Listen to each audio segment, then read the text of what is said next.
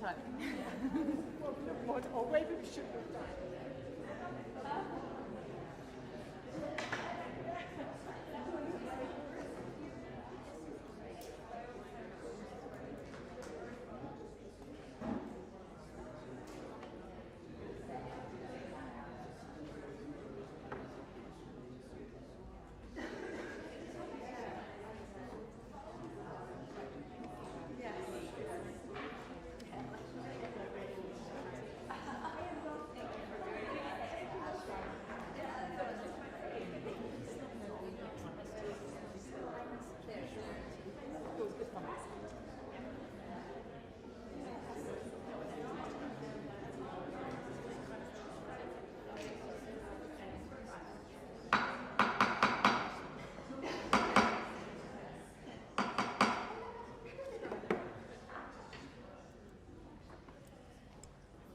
Welcome back. I think you've had two very full and energizing and dynamic days now, and we come to the last panel, where we're going to talk about the road to 2030, the road ahead. What are we going to do to boost youth employment and find decent job for youth until 2030 and forward. Now, I'm going to give you a little housekeeping reminder, and that is, again, don't forget to give your badges, electronic badges, when you go out the exit. There is a basket there where you will put them. And then we're going to also send you an email after this to ask about your opinion, a little survey, how you have found these 2 days, and we appreciate your feedback. And we also want to thank you very much for being here these 2 days, 2 very lively and dynamic days. And 2 days that differed very much, had 2 different colors. Yesterday was one type of discussions and panels, and today was completely different. So we hope to see you again for something similar here. And meanwhile, I'm going to let Sukti Dasgupta, ILO Chief of the Employment and Labor Market Policies Branch, take over as the moderator for this panel, and then do the closing session. So again, thank you very much, everyone. Good afternoon, everyone. And actually, I'm standing in for Asita Berarawa. No? Yeah. Is it working? Okay. Who was supposed to be moderating this panel, but she had to go to London at the very last moment for something very urgent. So instead of being on the panel, I'm going to moderate this panel. Well, as Gwenella has already said, this is the last panel of 2 very intense days of discussion, debate. For me, it has been extremely exciting. We have several issues on the table, starting from the fact that youth is a diverse group, and one needs to have strategies which are contextual, which are flexible when addressing youth employment, to the issues of technological change, how that is changing the world of work, and how it also means that we need to adapt our strategies accordingly. There are also issues of gender equality at the heart of this discussion, as well as the question of youth rights at work. These are key to the whole discussion on decent jobs for young people. Now, in this final panel, what I'm going to do is we have a very eminent panel of speakers. So I'm going to ask them to give us their vision of the initiative going forward. Because for the last 2 years, we have already done a lot of work, and now we have the 8 priority areas. We have thematic plans on each of these areas. We have an engagement platform. We are working on a knowledge facility.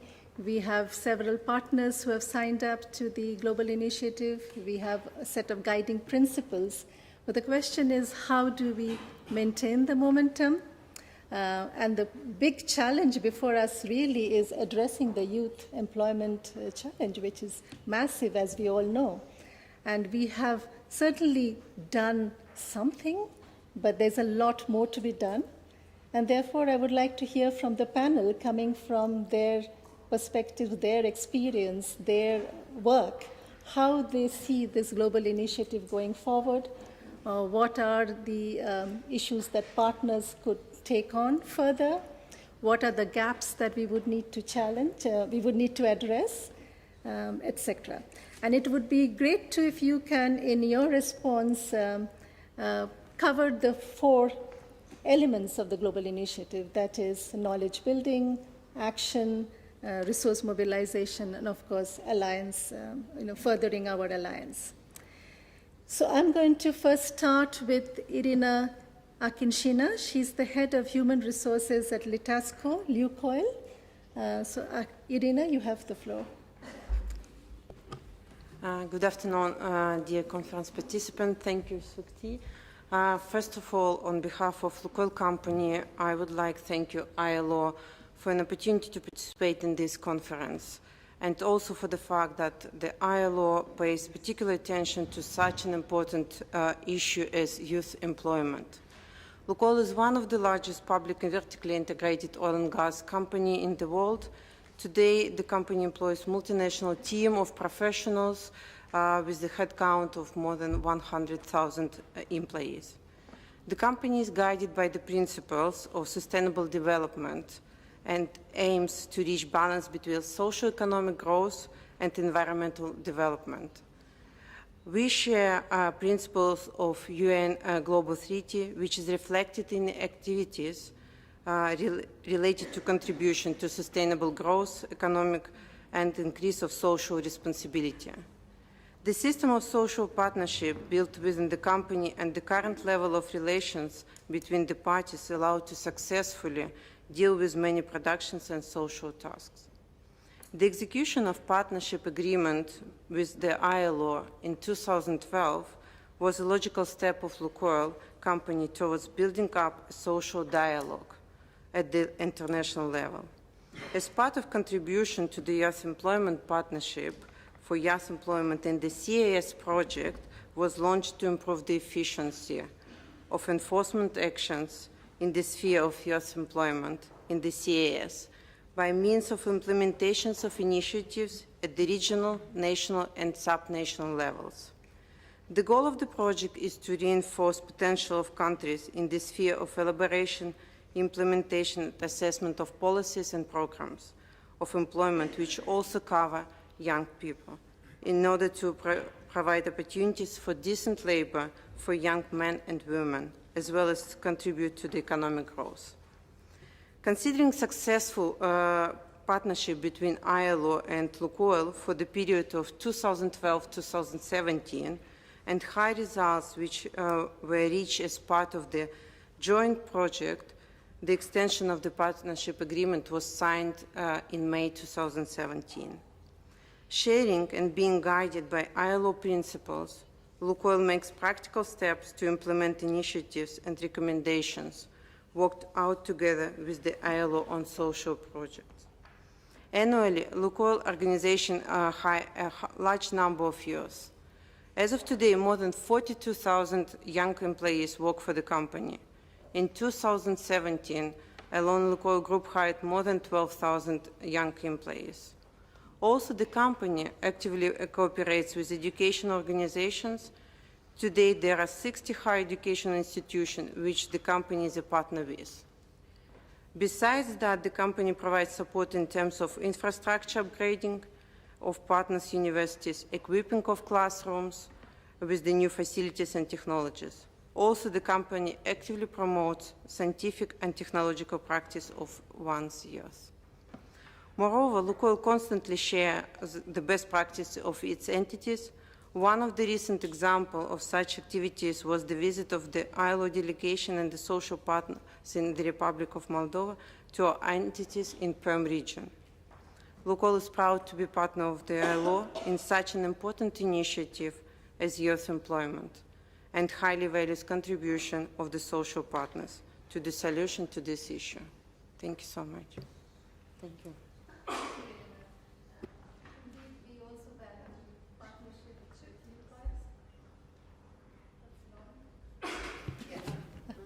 It's very temperamental. Huh? Okay. So Lukoil, the ILO also values the partnership with Lukoil, and indeed, if you can partner with the global initiative, that would scale up, help scale up some of the interventions that you're already doing in some of the countries in that sub-region.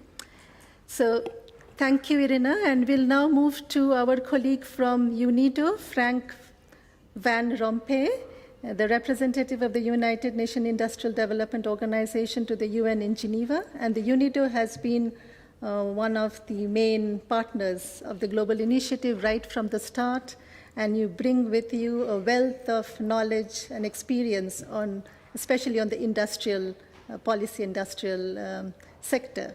So over to you for how you see this initiative going forward. Thank you, Sukti. If you allow me, perhaps I would like to say first a few words about UNIDO's mandate before I comment on UNIDO's contribution to the global initiative and share some thoughts on the way forward, particularly on how to scale up action at the country level. So first, UNIDO's mandate and objectives. We have, within the context of the United Nations Development System, been mandated to harness the contribution of the manufacturing industry's contribution to sustainable development. So our overall objective in this context is to promote inclusive and sustainable industrial development. And this is, incidentally, one of the main objectives of Sustainable Development Goal 9. And as some of you might know, one of the targets of SDG 9 refers explicitly to employment, albeit not specifically to youth employment. Now, the reason why this target was included is clear. Manufacturing industry has indeed the potential to significantly contribute to decent job creation, be it either directly or indirectly, particularly in industry-related services as well as in agriculture. And this is even in light of rapid technological changes that, particularly yesterday, we have discussed extensively. Incidentally, UNIDO, upon request of the G20 and together under the leadership of the OECD and in cooperation with UNCTAD, was requested to discuss the implications of rapid technological developments in the context of the manufacturing industry and the implications for industrial development of countries. And it's clear that the jury is still out.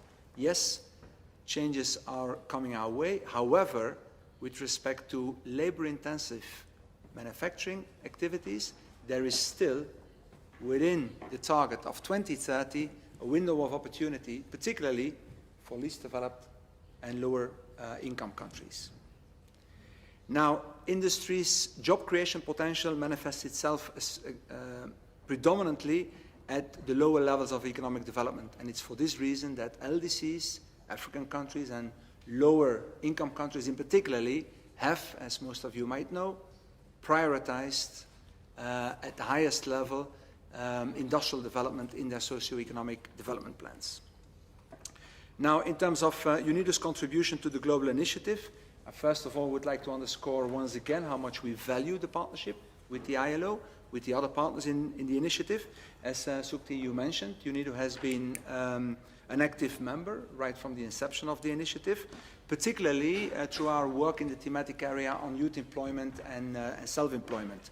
However, I want to underscore also that based upon our portfolio, we have quite some relevant activities, and we would like to link up with other thematic areas, notably the green jobs, digital skills, youth in rural economies in particular.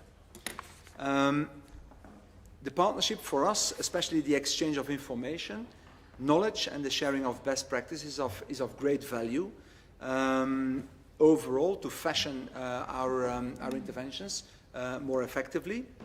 At country level in particular, we value the framework or the potential of the framework to complement partner initiatives, to complement UNIDO's intervention with those of partner initiatives, so as to increase the impact of capacity building and technical cooperation more generally.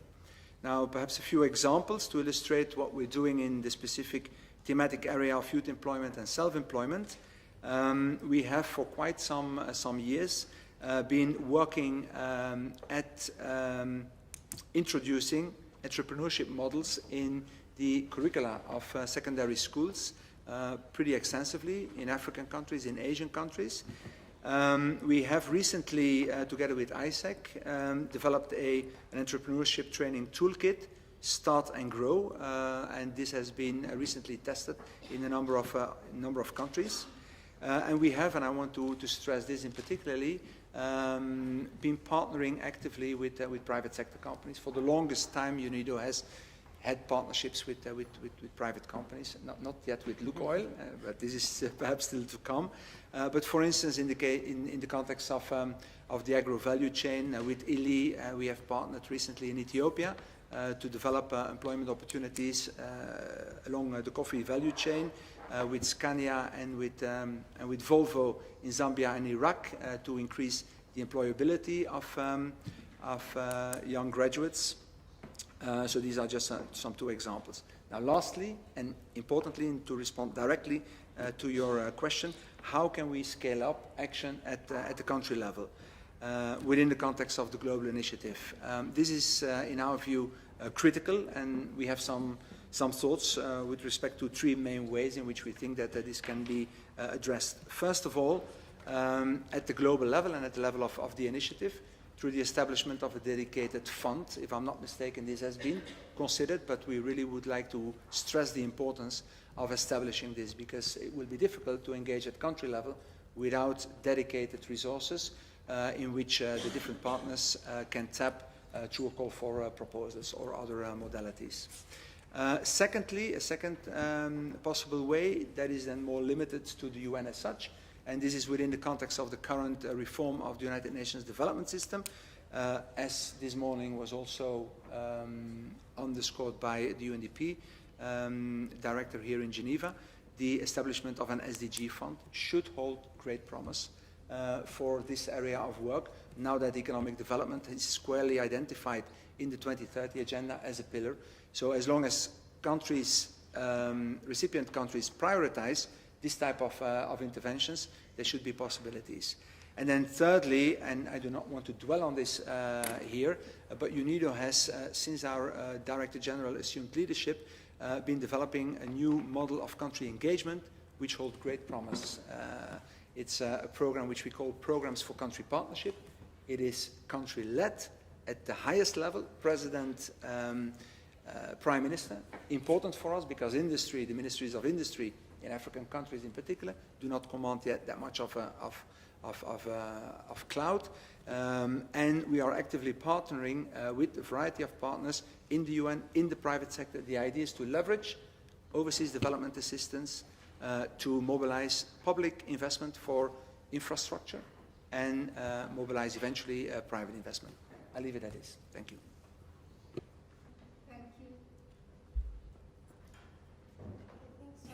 Okay.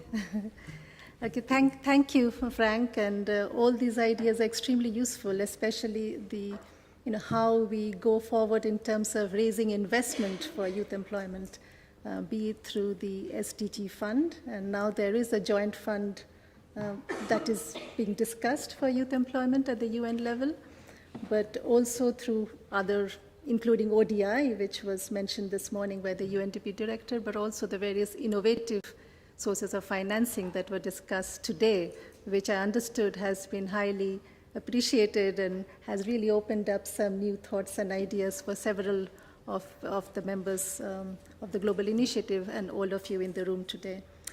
And indeed, scaling up operations at the country level would be extremely useful.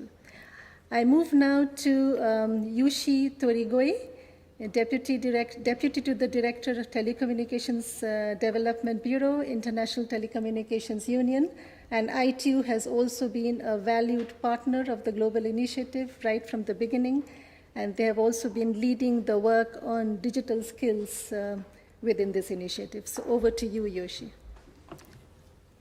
Thank you, Madam Moderator.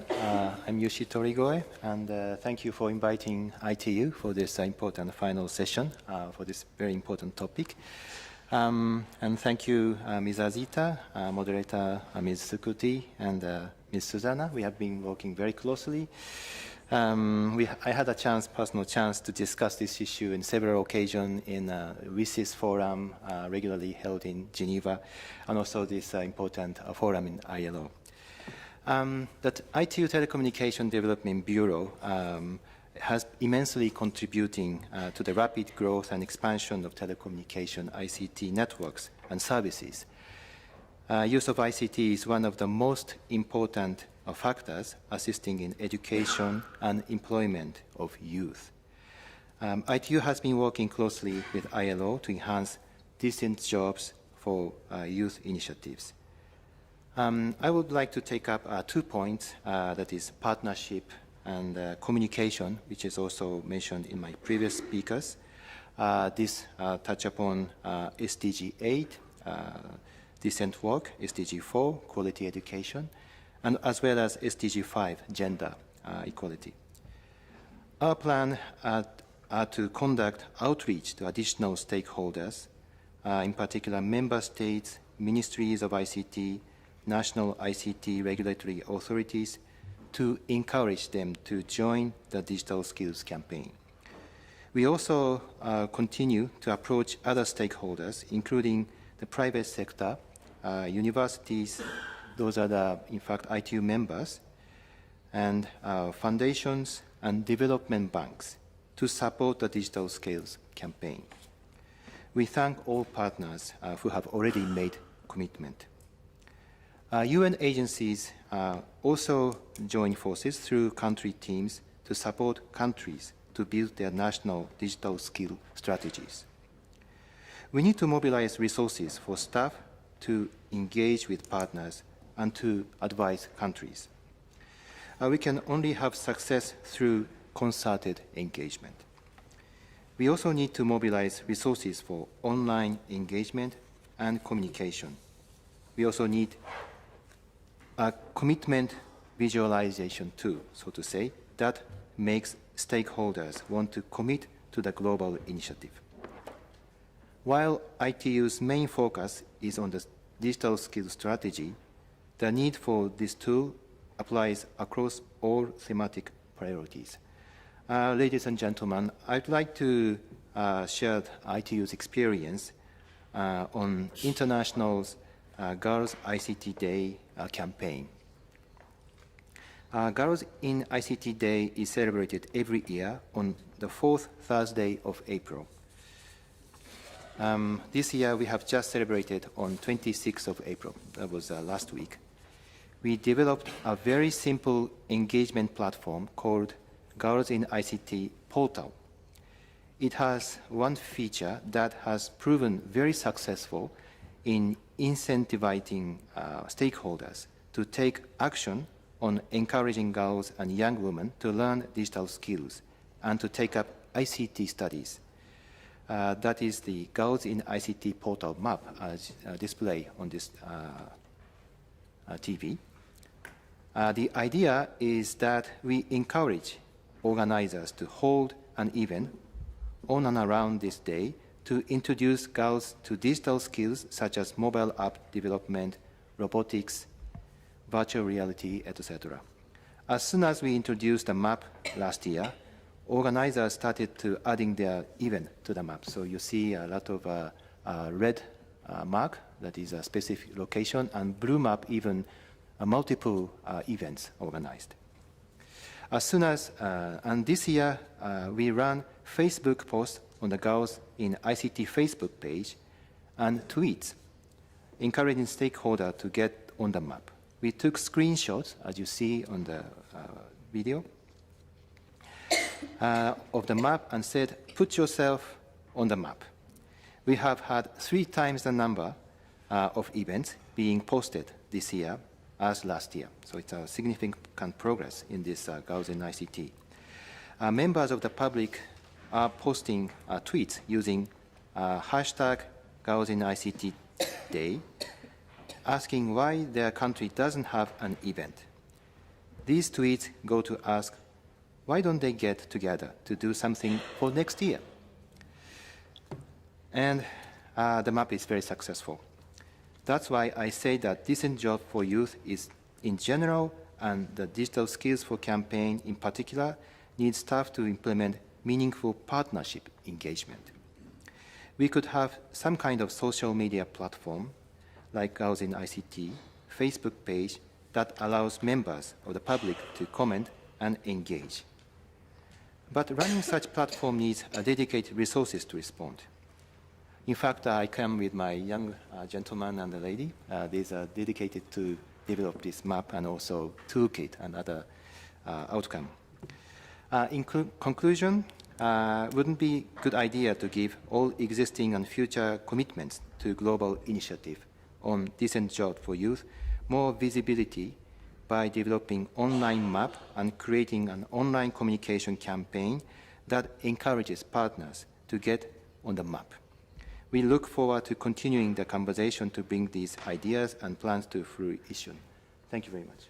Thank you, Hiroshi, for ITU's commitment to the global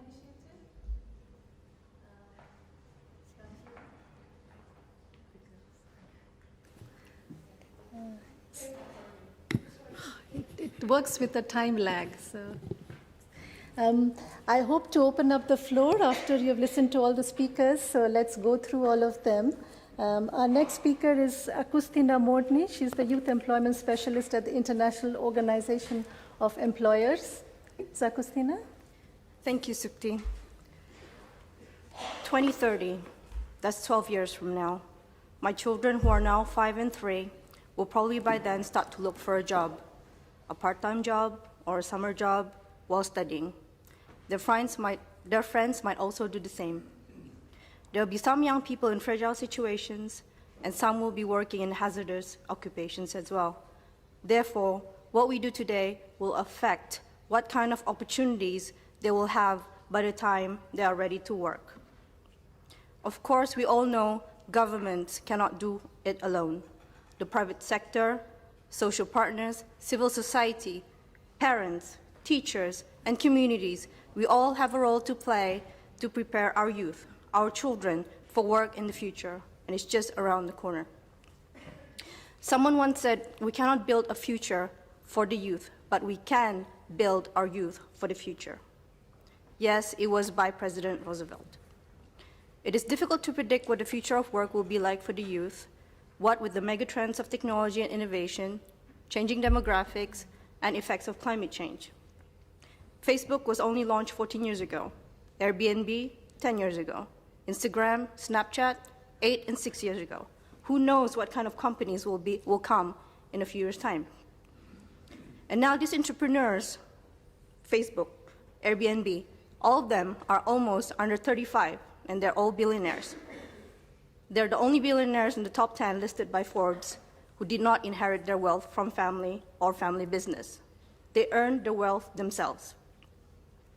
These people were probably looking for a job when they started, but now they are the ones providing jobs. Facebook, despite what's been happening recently, they have hired 25,000 full-time employees. Airbnb, 2,600. Instagram, 8,000 employees. Snapchat, 3,000. These young entrepreneurs are now employers and job creators in their own right. The youth need to be enabled to become job generators from job seekers. So I only have 2 minutes left to talk about further practical steps for 2030. Excellencies, diplomats in the room, government officials, this list is for you. Please think about providing a conducive and sustainable environment for business and entrepreneurs. Information on regulation, clarity in laws and regulations to access markets, labor force, information about fiscal policies need to be clear and available. A one-stop shop for entrepreneurs and youth would be useful, thanks to access to job bank listing all the vacancies, a place to access training schemes, a place to network, and a place to get advice. Over-regulated industries is not always good. Our colleague from Citibank yesterday said that we need unusual partnerships to make it work. The private sector needs to be engaged and invited to policy-making events. so information on what is needed in the job sector can be shared by HR managers. Sometimes social partners are not consulted, and even youth representatives are not consulted either. Of course, governments have the responsibility to target the policies towards the vulnerable first. Basic human rights and security is important. More time and effort will be needed to investigate individual cases, especially those that are not in their control. This is where civil society, NGOs, youth ambassadors have a big role to play to help support governments to identify these cases.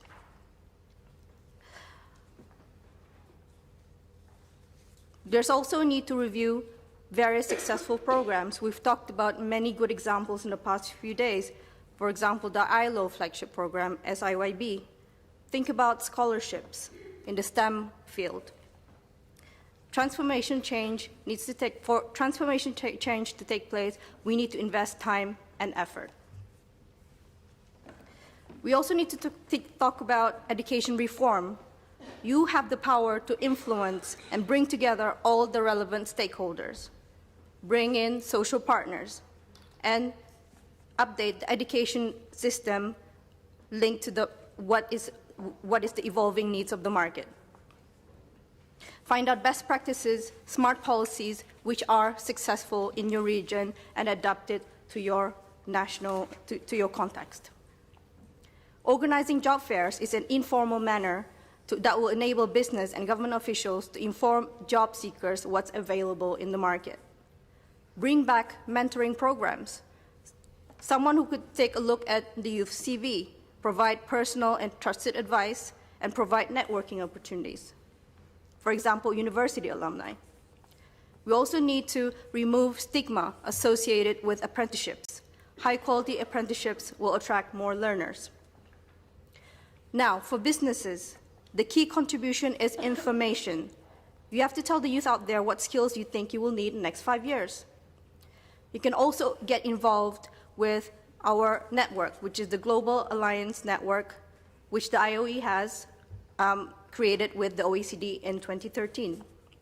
We plan to give 20 million job opportunities to youth through 20 Global Alliance Network, national network by 2020. We found out that in countries where apprenticeship systems are strong, youth unemployment rates are no higher than those for adults. Now, for international organizations, it will be recommended to invite more youth representatives at global platforms such as these. More often than not, it's the youth themselves that have their own creative solution to their own situation. International organizations can also facilitate communication lines with disadvantaged youth, for example, those that are in refugee camps, that would help private sector provide their support in some way. Calling for papers is an inexpensive way to collect ideas and better understand an issue from different perspectives. NGOs can work constructively with businesses and to help business to include disadvantaged youth in your local communities and to bring them at the global platform as well. And most importantly, for youth organizations, you need to ask what kind of skills are needed for the vacancies out there and communicate these to your peers. You're the Instagram generation. You are the most socially visible generation today. You can also tell them which sector at the moment is undergoing a lot of pressure. You are the link between young people and the public. At the end of the day, we have so much theory, there's so much success stories, so many examples that we can learn from. Governments, policymakers, we need to use the available data and make a judgment based on limited resources. The good news is that as innovative changes are taking place in AI, mechatronics, robotics, the youth is at the forefront of learning these new skills. The youth are now progressively the fastest learners of innovation. The challenge now is to include the millions who have no access to the internet and technologies yet, so that there's no one left behind. With this, we hope to see more decent work for youth now and in the future. Thank you. Listen to the voices of young people, as you say, and also to, there's a huge value addition of our social partners who we hope will join this initiative as well.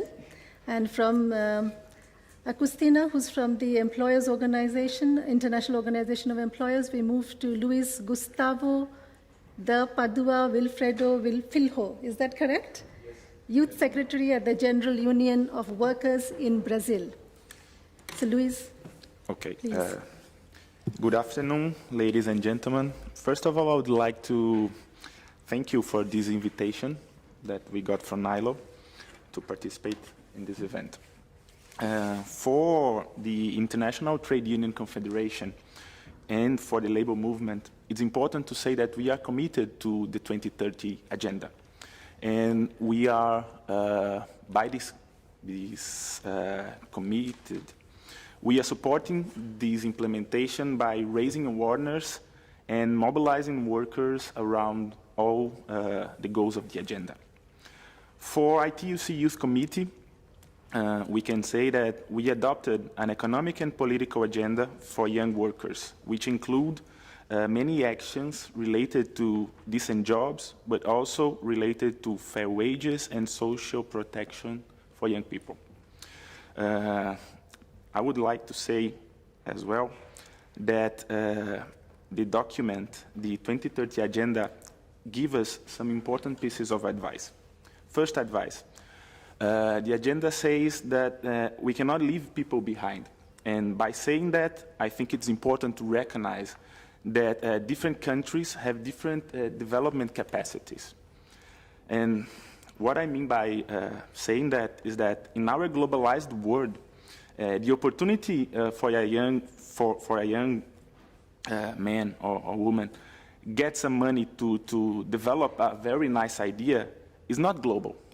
The interest rates that can be used for companies to creating jobs at the world are not global. Access to water, energy, and even food are not global. And the ability of the governments to invest in public policies in youth employment are not global as well. So jobs and professional qualification opportunities for those young workers around the world are not global. And we need to talk about it. We need to understand and we need to find a way of how us as international society and how the UN system, especially ILO, because we are talking about decent work in the end of the day, can help to reducing these inequalities and to promote decent work for youth around the world. The second advice that we can take from the 2030 agenda, including the goal number 8, is that only with the involvement of all social actors we can get through the challenges that we have. And by saying that, I would like to say that it's important to have government participating of this initiative, the companies also, but it's important to have the academy, the NGOs, and also the trade union movement on this initiative.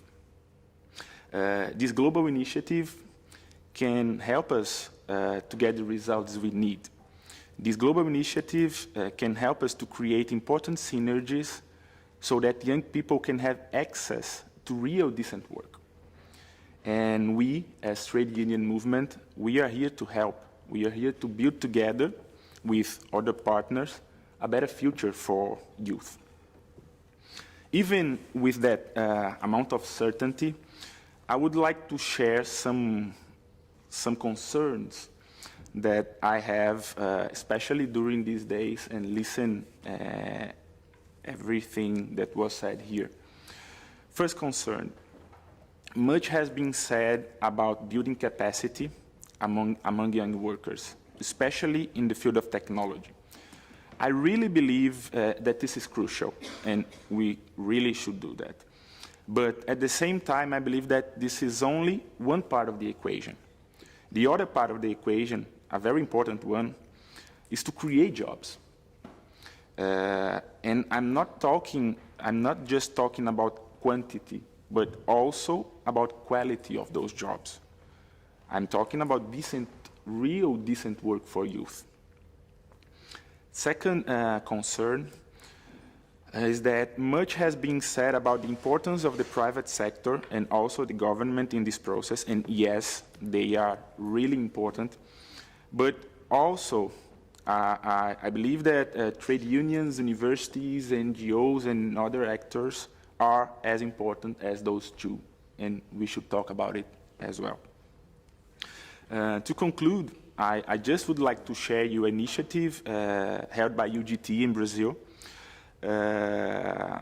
just to show that we can really work together, and just to show that we are not, that we are really more connected than people think we are, like private sector and trade union movement or government and other actors.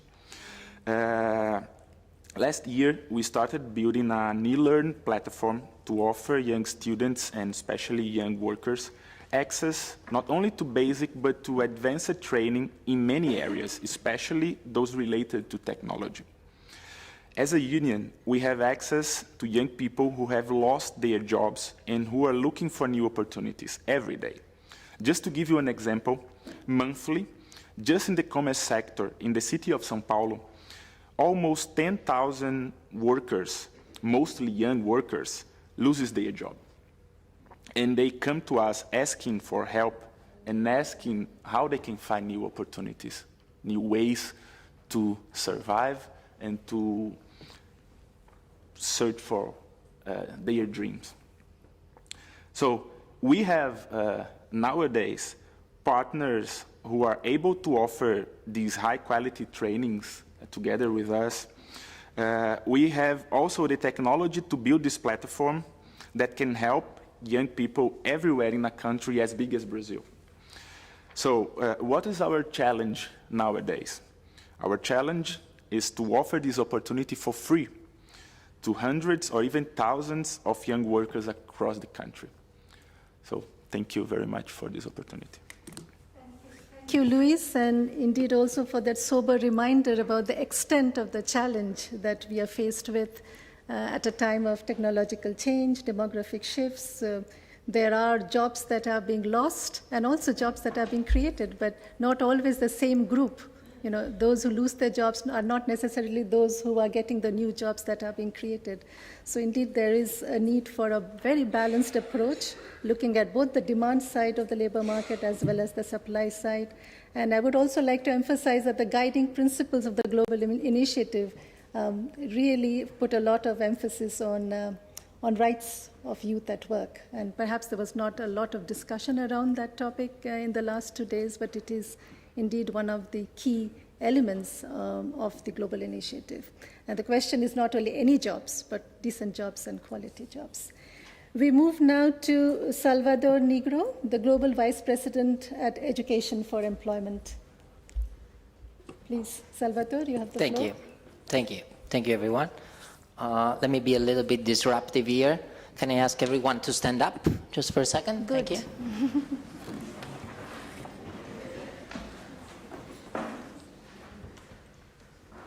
Good, thank you. You can sit down. It is scientifically proven that your brain just received 20% more of oxygen, so I guaranteed myself 20% more of your attention. Very selfish and egoist.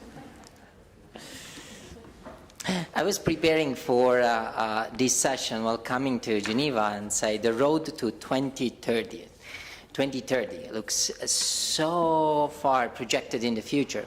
And I asked myself, who I will be in 2030. So the way to project myself is looking back, where I'm coming from, Well, Salvatore, as you could easily understand, is not a Finnish name, but I am Italian. And I am from the south of Italy. I was born in Calabria. For those of you who knows, is one of the poorest region in Europe, if not the poorest region in Europe, where the unemployment rate is very high. I was born in a village. My mother was 17 years old, and my father was 20 years old, and they were both unemployed. So I we were living all in a farm. My grandfather was the only income we had in the family. He was a farmer. And I grew up with this obsession of finding a job, because both my parents, being unemployed, were fighting hard to get a job. A job that arrived to my mother when I was already at the age of 6. And she got a job as a teacher. And I will never forget that day. I will never forget that day for 2 reasons. Because my mother got the job at 300 kilometers far away from my house, but also because my grandfather was so happy that he started crying. It was the first and only time I saw my grandfather crying. So, dying, obviously, yes. So I grew up with that, but both my parents told me that talent is universal, but opportunities are not. And especially my mother told me, Salvatore, you have to think big, you have to work hard, and you have to give back. So I've been working hard and thinking big, and I received a scholarship to study in some good school. Someone has believed, as my parents did, that talent is universal, but opportunities are not. And this is why we are here, and this is why I got the opportunities to speak to all of you. And this is why I joined Education for Employment. Education for Employment is an organization who works primarily in the Middle East and North Africa, providing opportunities to young people, connecting them to the jobs that are available out there. And there are many jobs that are available out there, and as we all discussed during the past 2 days, the big skill mismatch is making it, yes, we have 66.6 million youth unemployed, but 30% of the jobs that are posted are unfilled because of the skill mismatch. So let's start from there.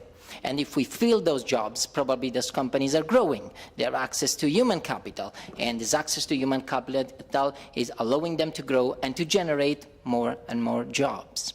So this is what we actually do. We sit with the 2,700 companies, and with the Director of Human Resources, we disaggregate what are the skills, and we train unemployed young people according to these jobs. We will continue to do so to 2030, definitely, but by 2022, we just launched our commitment for decent jobs for youth to place at least 50,000 jobs, 50,000 young people connected to the world of work. Now, when coming here, I was also thinking of 2030, and sometimes we limit ourselves because we always want to work with those who are very well established, have been there in operations, have been doing a lot of work already, and if we do so, we don't leave much space of innovations. So it's very important to assume that also when we deal with creating jobs for young people, we need to partner with someone who is trying but might fail. There is a lot to learn out there. 8 years ago, I went to Toronto and I met the MasterCard Foundations, and we just graduated 20 people in Morocco. They invested, they thought that as of today, EFE Morocco could reach over 36,000 people connected to the world of work. We were coming out of a class. They've looked into the future. A few years ago, I met Accenture, and we were tracking beneficiaries in an Excel sheet. Yes, in an Excel sheet. They brought us the technology to follow up, to divide the skills, to profiling the young people, to have online platform. They have taken a stake, they have investment, it was a risk for them. Drossos Foundation has invested us after the revolution in Tunisia, after the Arab Spring, to have now EFE in Tunisia, one of the leading youth employment NGOs, has invested in Jordan with Jordan EFE, in the garment industry, in the hospitality industry. There was something that was very new to us. They have taken a risk. Citibank has done the same in the health industry or expanding us to Algeria. So at the end of the day, who is the enemy? Do we have an enemy? Over the past two days here, we all agree that we need to reform educational institutions. We agreed that it is so important to support small and medium enterprise from 5 to 10 jobs to 50 to 100 jobs and creating jobs. We all agreed that we have to have a common platform where we all come, and this is exactly the place, and I want to thank ILO for pushing the decent jobs for youth. So who is the enemy out there? Who is the enemy out there? If we really want to succeed in 2030, I think we need to be all, including myself, including Education for Employment, a little bit less egoistic. We are all working to put the 66.6 million people in jobs now, and we will do more and more to 2030. But if we do it together, I'm sure we will achieve it. Thank you.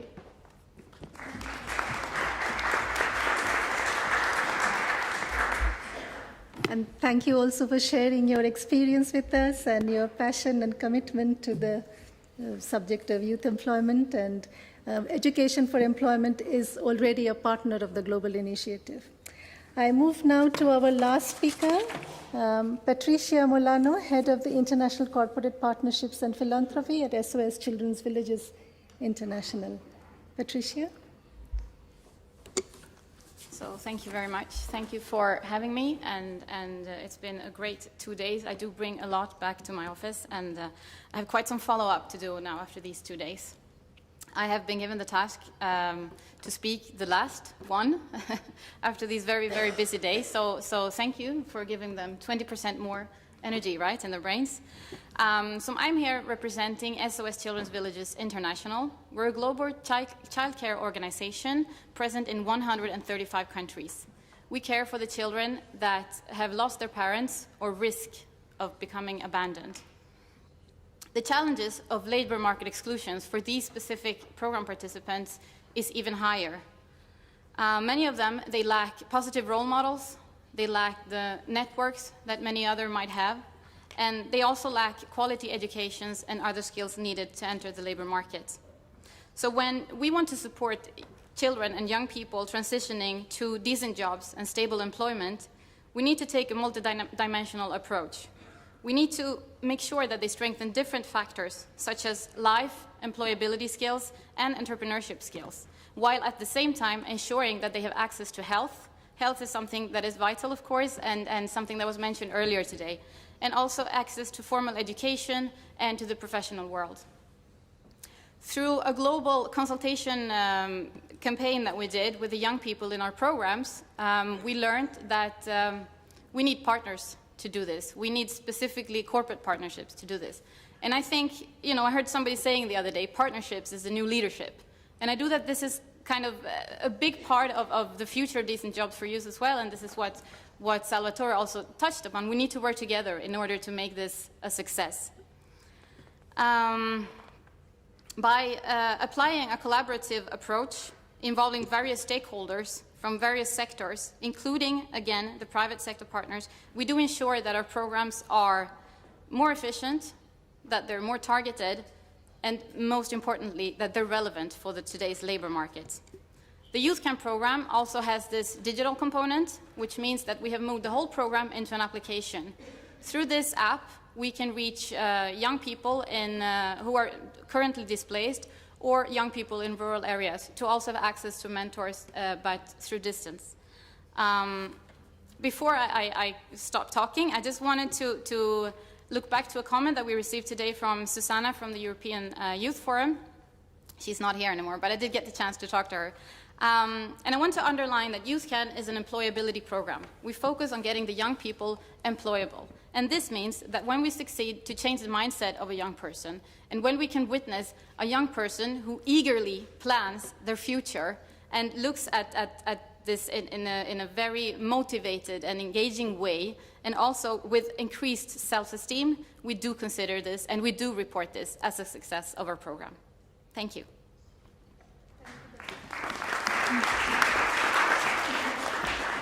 And SOS Children's Village International is also a partner of the global initiative. And thanks also for making the point about partnerships and finding unusual partners, a point also made by our colleague from the Microsoft Foundation yesterday, City Foundation yesterday, sorry, that this initiative gives you a chance to talk to people you would usually not do in your normal course of the day. So I had promised I would open the floor up, and we already, we're already late, but I would still try to take questions on the floor for at least 10 minutes. So let's see if there's a show of hands. How many questions, comments, thoughts, ideas? Yes, 1, 2. Okay, so let's start with you, sir. Please introduce yourself as well. Yes, good afternoon, and thank you very much for having this pleasure to be honored with all your great ideas. There's one thing that sort of baffles me, and that is universal basic income. And I'm just wondering how, for example, today, if one takes the example of Africa, 70% of working age population are in vulnerable or unemployed situations.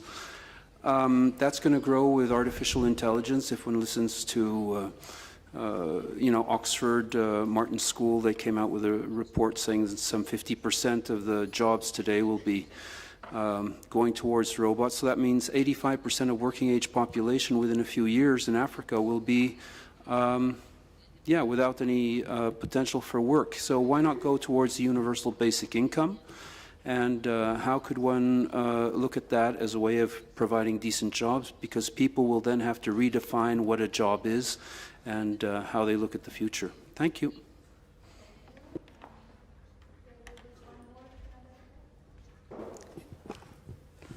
Thank you. My name is Cédric Despolier. I represent Public Services International, a global union federation. Thank you for all the discussions, and I want to take the remark from Salvatore saying that talent is universal, opportunities are not, and that's true.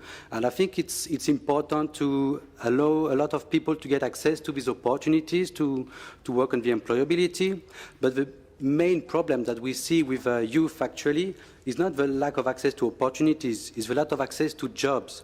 We have many people who, when we talk about skill mismatch, but we see a lot of people getting out of universities, getting diplomas, and then not finding jobs anymore. And I'm a bit concerned about the fact that there is not enough efforts made about the job creation itself. It's a lot about employability, but if the level of jobs available remain the same, increasing employability will just allow one person to take the job for another person.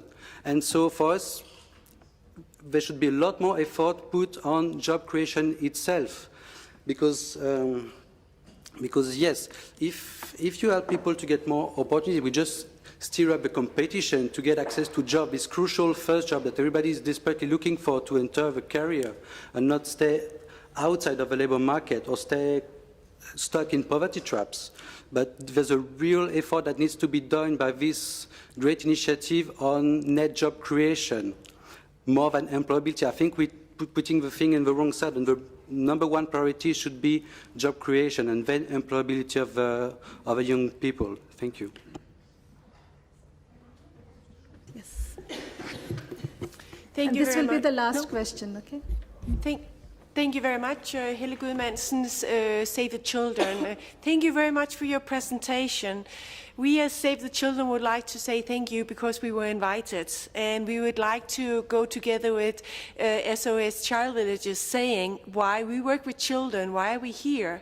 Because we believe in breaking the poverty cycle means you need to work with young people to ensure that, as an example in Bangladesh, 1 out of 5 girls are married before they turn 15. We want to contribute to that, and decent job is the way to make the rights for children as well. It's one of the most important. So we would like to say we would like to be partners. We are not partners yet. We hope we can be, that we would be accepted.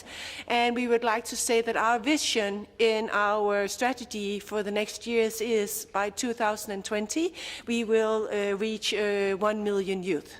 Thank you. We have 7 panelists, you 1 minute each, just to respond, because otherwise we'll go really over time. So can we start from Salvatore? Okay, yes, I'll take the question about the employability. I mean, raising employability is definitely important. I might disagree in the fact that covering jobs that are unfilled at the moment because of the skill mismatch is just replacing other people. It's just that that job is there and is waiting for someone, but the company cannot actually recruit it because cannot find a suitable candidate. So the idea is to bring someone at the level of that skills to be placed in jobs. Now, entrepreneurship is fundamental. We need to invest into entrepreneurship. Nobody's saying that. I mean, there are areas in which there are no jobs, and we need to create new jobs. Now, talking about jobs, how many Steve Jobs are we going to create to put 66.6 million people in jobs as of today? It's going to be difficult. It's going to take time, but we are in a urgency. We have a youth quake. We have 66.6 million out there. So we cannot think that all of a sudden all of these startups will become hundreds and hundreds of thousands of jobs. But there are small and medium enterprises that are there, are hiring 10 people. They are fighting to access to credit, to access to capital, but they're also fighting to access the good human capital that will allow them to be already from 10 to 50. And if we have this critical mass of SME that are growing and are generating jobs, a job generates normally another jobs, because if you have a good salesperson, it's going to increase your revenues and you can hire another person to produce more. So entrepreneurship continues to be a buzzword. We need to invest. We need to create the spirit, this critical spirit of investing in entrepreneurship programs, but let's fill the jobs that are out there, and then let's hope that the ones who are already creating few jobs can hire much more. Since I have just 5 seconds left, I'd like to sincerely thank Susanna, Felix, Estela, all the people who have been working very hard to organize, and all the ILO team has been organizing this fantastic event. Thank you. Thank you, Salvatore. Can I ask the others to be shorter, please? Thank you very much.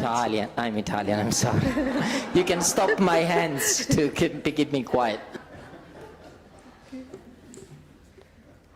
Patricia, please. Yes. Yeah. So basically, somebody said yesterday, if we put 10 Yakmas in each country, we would generate 100 million jobs. So investing in innovation is probably one way to go.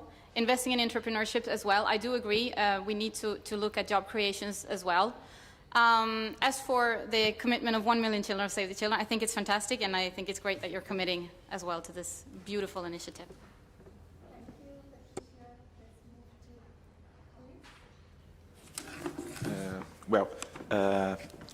Definitely it's important for us to create jobs. And we can do that at the same time that we prepare our young workers to access those jobs. So I think we are talking here about do both things together so we can achieve the results quickly. And also I think that we should really talk about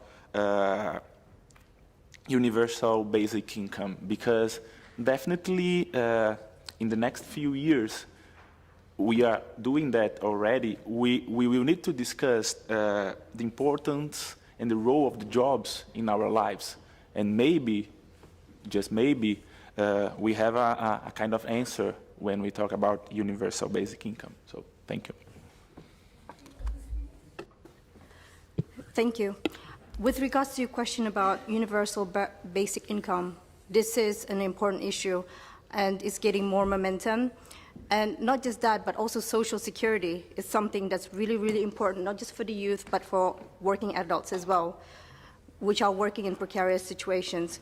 Of course, we need to take into account the different GDP realities of each country, but this is something that is gaining momentum at the moment. You mentioned about robotics. Robotics does destroy jobs, that's true. But at the same time, they destroy jobs that are quite repetitive and routine. We still need human talent in order to do the jobs that we do today, which is still valuable. This is why it's important to invest in STEM field. China, years ago, before where they are today, they spent so much money and investment to develop the youth in the STEM, the science, technology, engineering, mathematics field. And look where they are today. They are one of the leaders in innovations together with the US. With regards to job creation, this is what I was mentioning before. We need to provide a conducive environment for business to be created and to work and operate. This is why information on registration, clarity on laws and regulations to access markets, labor force, information about fiscal policies, they need to be clear and available to these entrepreneurs and business people. Thank you. Thank you. Yes, definitely this theme of decent job for youth is very important. We are going to heavily depend on younger generation. And I think I wish to highlight the importance of use of ICT. With the ICT, we can overcome the challenges. We have a quite demanding target, 5 million trained by 2030. So we are with ITU and ILO, we wish to continue this effort to scale up to give quite good training for youth. And I wish to highlight a second point, the point of artificial intelligence.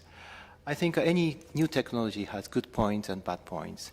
I wish to inform you, ITU will organize AI for Good Summit. It will be 2 weeks from now, 15 to 17 May.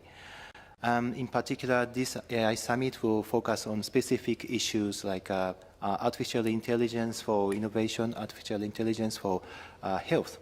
So health issues, yes, for it may be a challenge for doctors. Doctor as a profession has a lot of knowledge and experience, and they invest his whole life in remote areas or island.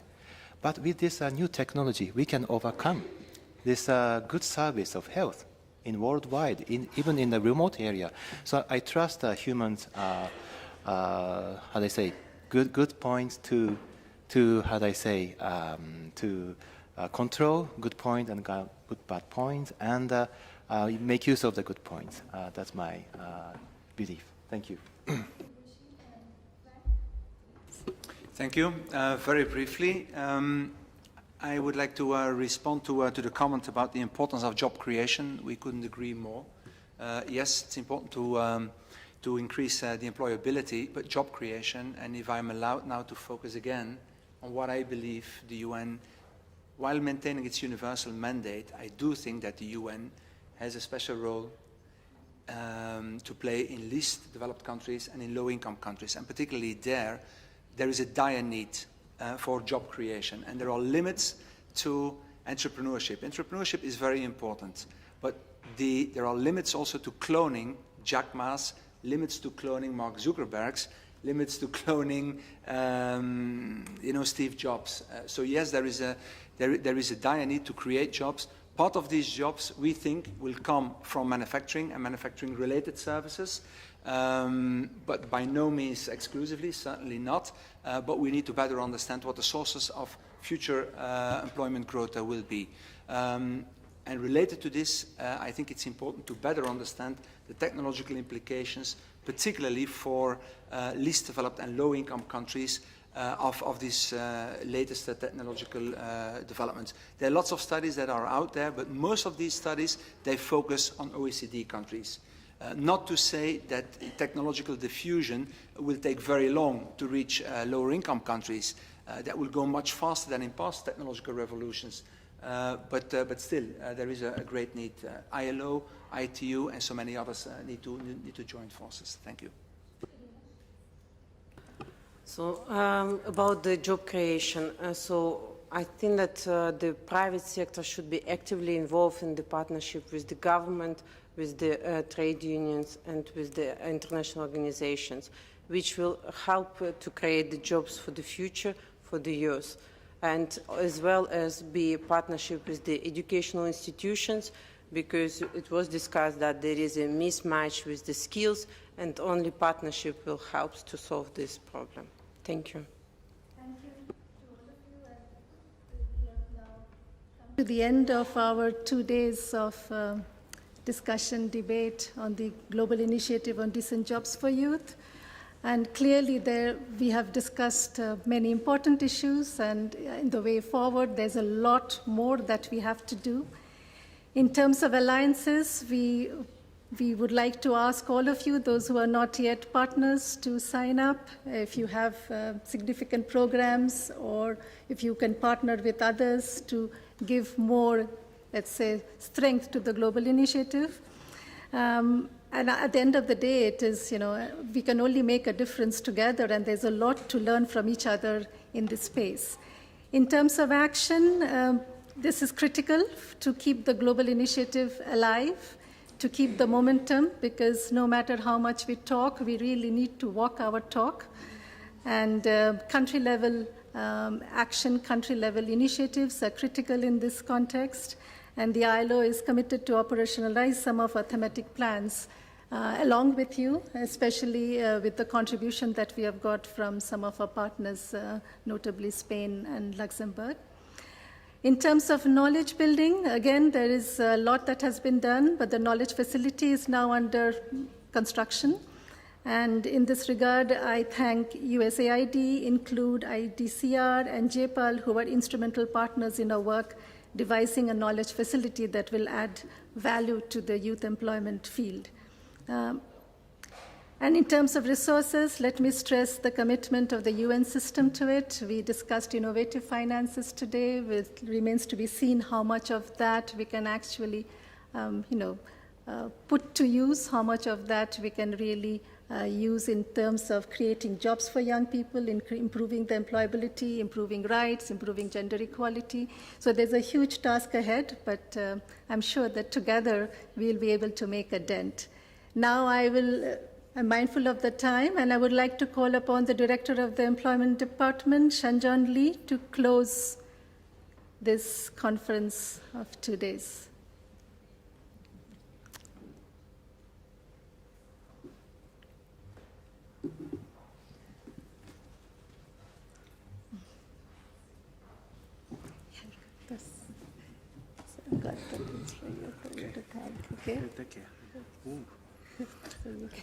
Okay, good afternoon. Actually, I just came back from another meeting which I concluded. And so my job today is to concluding one meeting after another. I think I actually attended, not all of them, but I attended many actually exciting sessions, which I really like it, as I really appreciate all the contribution to that. I have a long list of thanking. So I want to thank first our UN partners for their continuous and active engagement, and in particular the members of the kickoff teams of Decent Jobs for Youth, who actually provided input to the design of this event.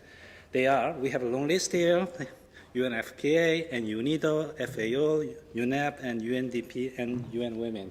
And we hope the list will be longer in the years to come. And this is a partner-led event, and in this regard, I really want to thank to all of you, all of those who actually led and contribute to these sessions, from the breakout, the thematic sessions, and the marketplace conversation, which I like most, and also the World Cafe. I also acknowledge and appreciate the presence of our knowledge partners in the room, IDRC and JPAR, and then Include. And today's conversation on innovative finance would not have been possible if it were not by amazing work of our colleagues from the Social Finance Unit, Craig and Patricia, Valerie. I hope they are here. Apparently they are not. And there are indeed numerous ILO colleagues and who made this possible, and want to acknowledge their hard work and dedication. Also thanks to the team from the Youth Employment Program team. I see the Vart over there, and Jonas and Josiane and Lucia and Sinari. And also I want to thank all the colleagues from our branch, Fernanda and Natalia, and also from our department, Aude, Rosette, Axel, and Jane, and Mariela. And also I want to thank, on a very personal note, my former director former director of the Employment Department. I know you may remember Ajita Barar, who actually retired last year. As far as I remember, she was one of the very rare person, I must say, who are so dedicated to the cause of the improving situation for the young people. She has been always open to listen to young people, and also she always tried to create a very constructive atmosphere for debate. And also she is very much personally committed to doing everything possible at her disposal to improve the situation. I think the sitting in this room for the last 2 days, I think I just reminded of her great work during her period at the ILO. So she's not here, but I really want to thank her for her dedication and commitment. And final thanks goes to our musicians who actually make all this happen. So we have Shukti here, the musician number 1, Susanna, musician number 2, and we have the Estella and Lena, Felix, and all others. I really want to thank all of you for the hard work, and I couldn't believe you actually made it happen. So my big congratulations. So thank you very much.